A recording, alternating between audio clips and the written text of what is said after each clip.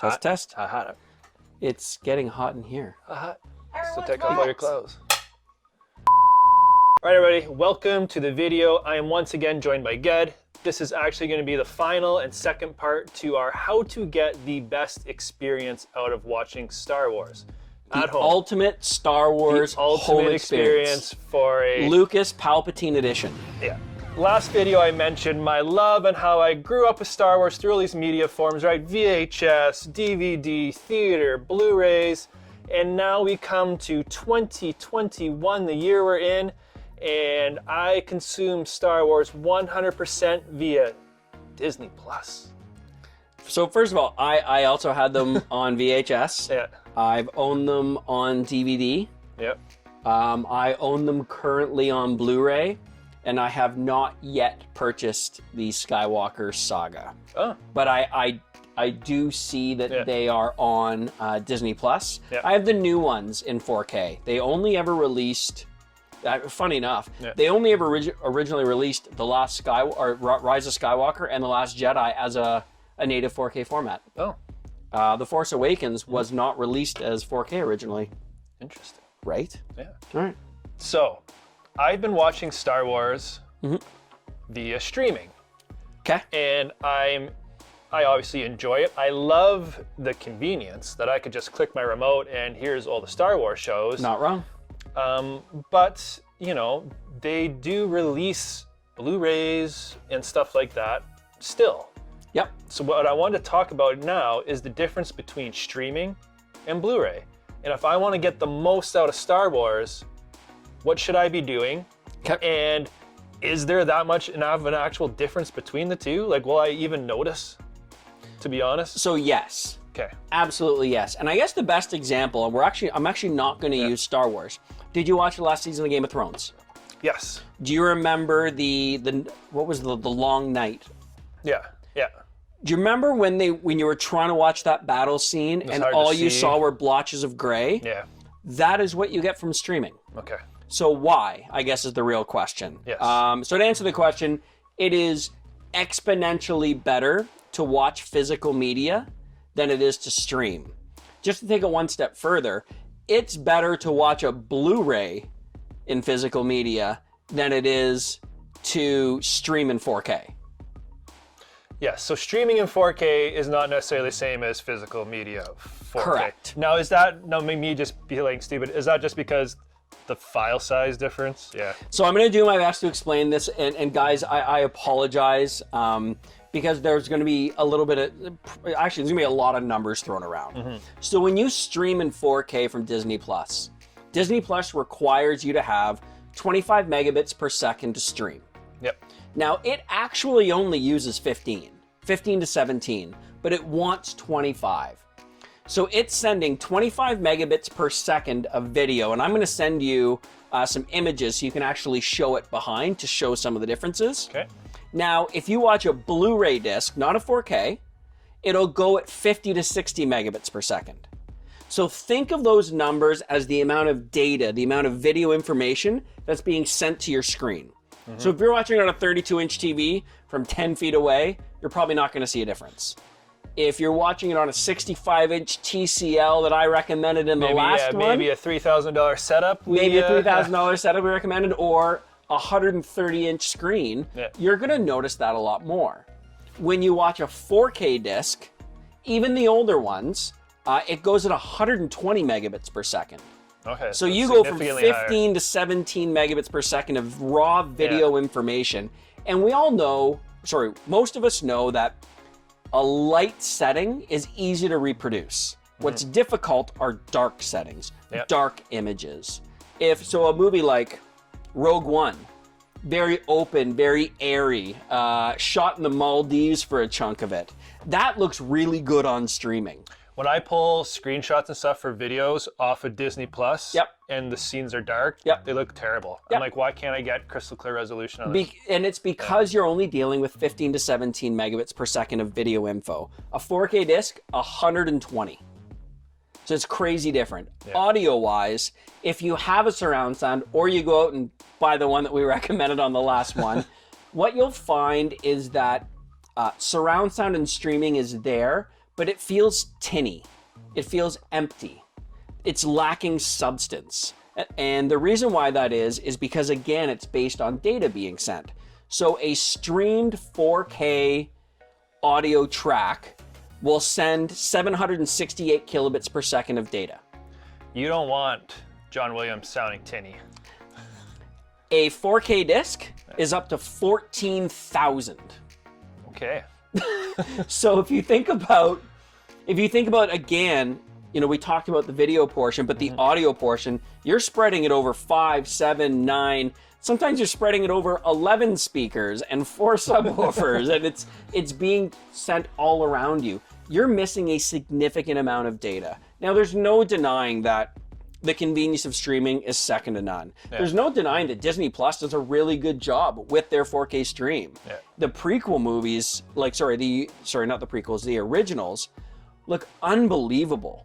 Yeah. However, you're also dealing with A New Hope, was really bright in A New Hope. Even things like The Empire Strikes Back. Set on desert planets. Yeah, you know? even things like Snow Empire planets. Strikes Back. If you go back and watch those movies, I don't think it's a coincidence that there's not a lot of dark scenery.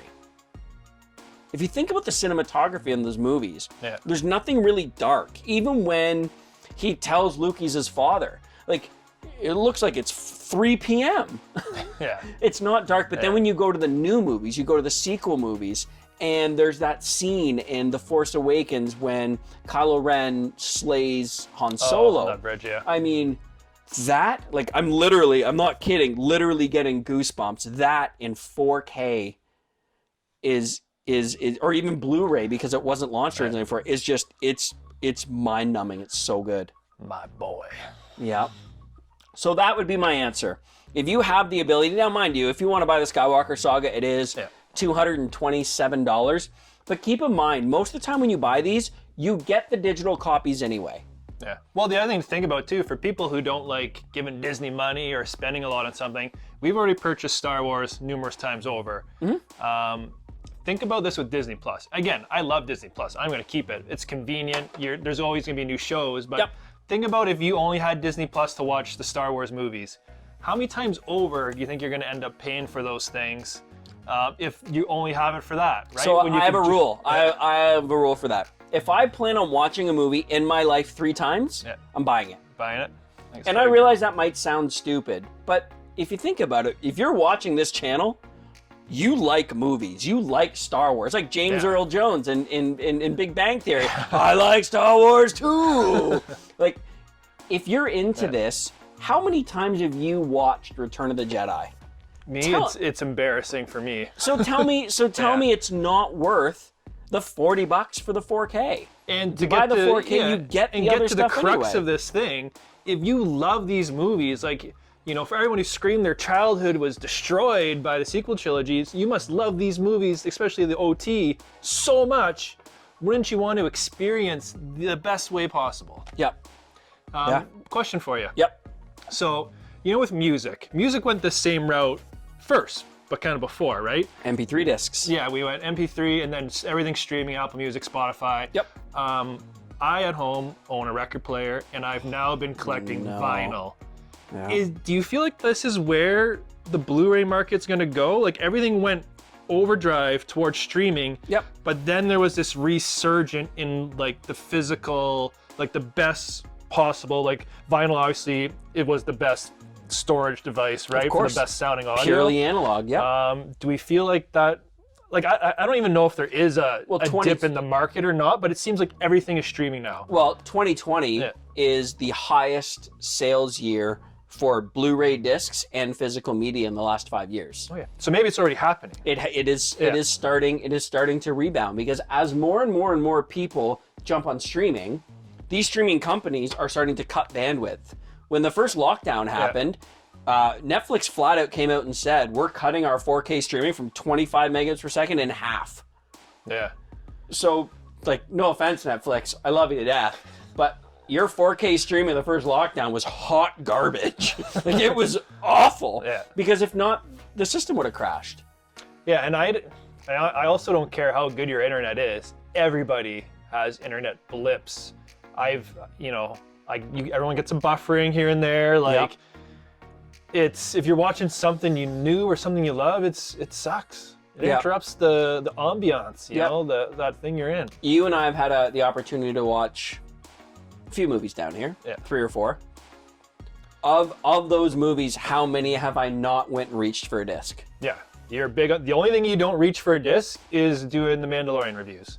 Yeah. But there's no other choice. Don't have it. You don't have another choice. But when it comes out, better believe I'm going to buy it. Yeah. Same as Game of Thrones. I'm so excited to buy Game of Thrones to rewatch that last season that was so dark because you couldn't see anything for half of it. Streaming just wouldn't allow. You just and everyone knows what I'm talking about, those gray blotchy scenes when it's dark out. That's not an issue with the show. It's an issue with the fact that there's only so much data, there's only so much information that can depict different types of the color black. I hear you. So have I converted you? Yes. Well, I've always been... Will you go out and buy the Skywalker Saga and get in trouble just so Kelsey can yell at me? I want to. So now what I want to do is I want to wait for like that next definitive complete edition. Oh. You know what I mean? I feel like it's always a cash grab, right? So I already have them on Blu Ray. I'm missing obviously the sequel trilogy. Yep. I don't know. But yeah, I do have it. I think again I'm guilty because my Xbox is broken. I don't have the ability to watch physical media at the moment. I mean, Blu-ray players are super expensive these days. Yeah, it's in my basement. I do have one. Yeah, so I guess not an excuse. Literally. Yeah. All right, so Ged, thanks for joining, and let us know in the comments. Are you streaming only, or will you maybe take advantage of physical media, or maybe you're already doing it, and you know, let us know in the comments. Remember, you get the physical media, you get the Blu-ray, and you get a digital copy anyway. Yes. So it's a no-lose situation. No. And if you got the system to play it, you're going to be entertained, and it is worth the money. Yep. I mean, if you live in your parents' basement and you're watching it on a 32-inch TV, you are exempt from this conversation. Although you're probably the guy that has the money. Yeah, unless mommy and daddy have a home theater set up, and then you're laughing. Then shame on you. Pay rent. Yeah. All right. All right. Yeah. Thanks, man. Yeah. Thanks for joining. It's good to be back. Yes, it's good to be back. And thank you for letting me talk about something that I finally know more about than you do. Yeah. Well, it's something I find interesting, and sometimes you talk about this to me, and I have no idea what you're talking about. Yeah, fair enough. And I still haven't done a walk of my basement. I know I've been saying I'm going to do it for like 2 or 3 months. I just haven't figured out the right way to do it yet. Okay, without further ado, thanks for watching, and we will check you all in the next video. Cheers. Take care, guys.